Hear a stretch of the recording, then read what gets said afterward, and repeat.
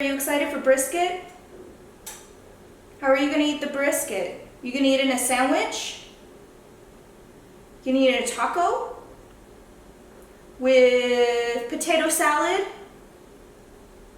With, I don't know, how else do people eat brisket? Those are the only ways I know how to eat brisket.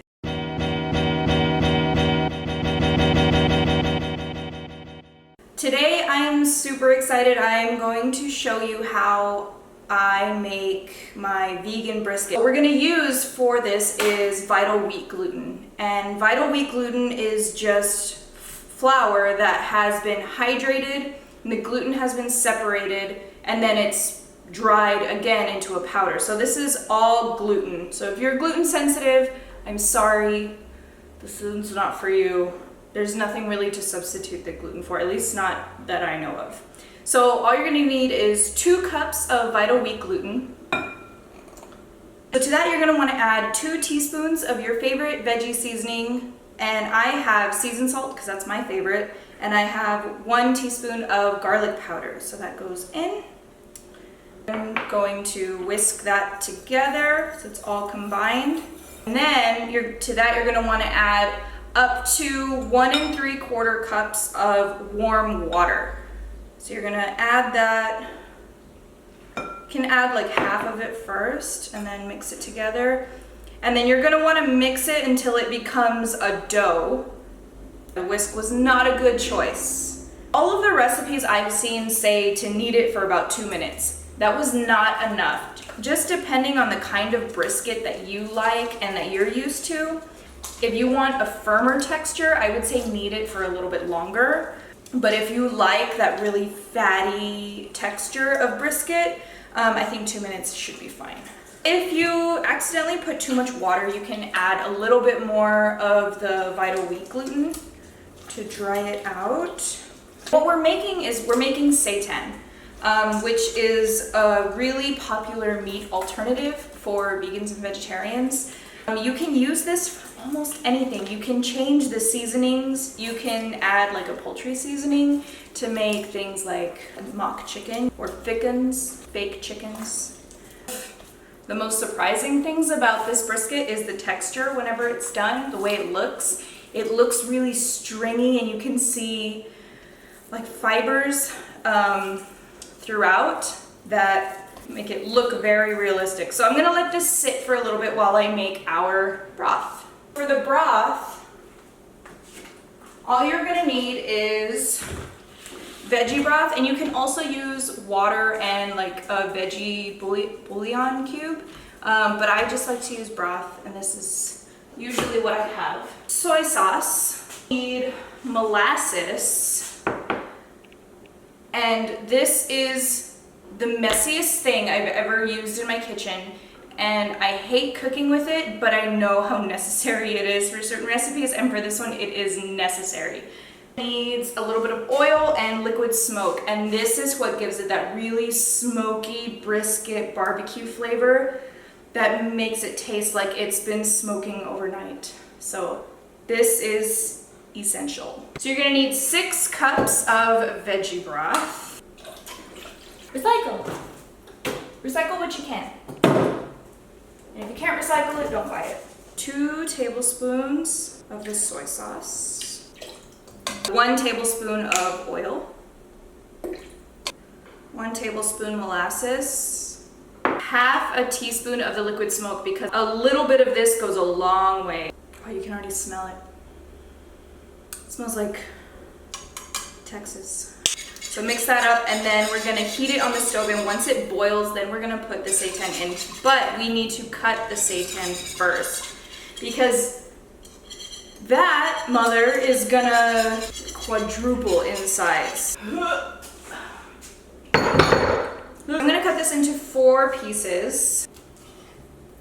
And keep in mind, after this is done, they're going to be a lot bigger, and we're gonna be cutting long strips. That way it looks like brisket. Once that comes to a boil, we're gonna drop these in there and lower the heat to a simmer. And we're gonna let them simmer for about an hour. But you want to be checking them almost every 10 10 minutes. That way, because they are going to puff up, and we kind of need to push them down and make sure they don't explode and take over the entire house. We don't want that. It is now boiling. We're gonna drop them in because it's getting a little crazy. So we're gonna drop this in, drop that in. We're gonna lower it to a simmer.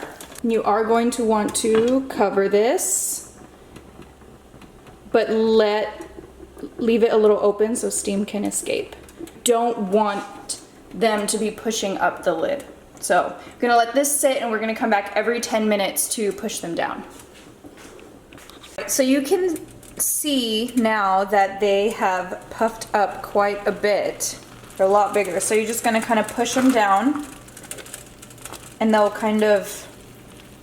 shrink back. Really do need to keep an eye on them. This is not something you want to put on the stove and then just go walk away for an hour. You need to keep an eye on it. So yeah, this is about how big they are going to look when you are done. Like I said, they're massive compared to when they first started. So we're gonna take these out, put them in a colander, and kind of squeeze them out.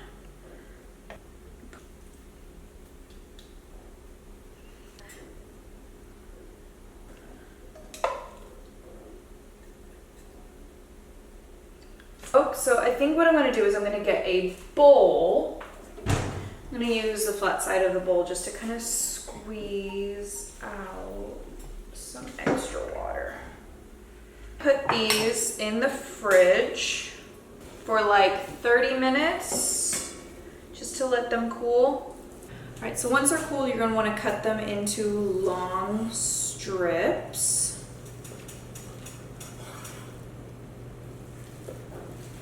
You can see it has a lot of like striations in it, and these are awesome because it's gonna really increase the authenticity of the texture. So that's what you want, that's what you're looking for. All right, so I have a pan heating up, and I'm gonna throw these in there with a little bit of oil and some Stubbs barbecue sauce.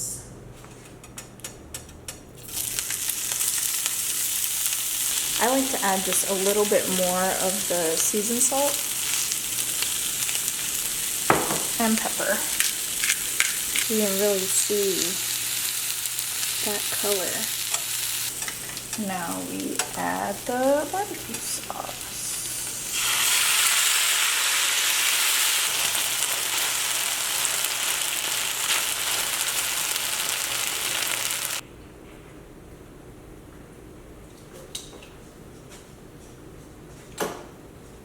I think my favorite way of eating this is in a sandwich, and this would go really good with some coleslaw.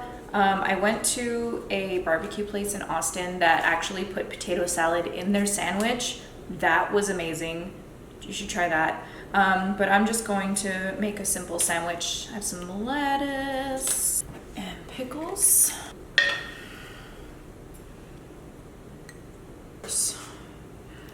The brisket. Go. Here is our vegan brisket.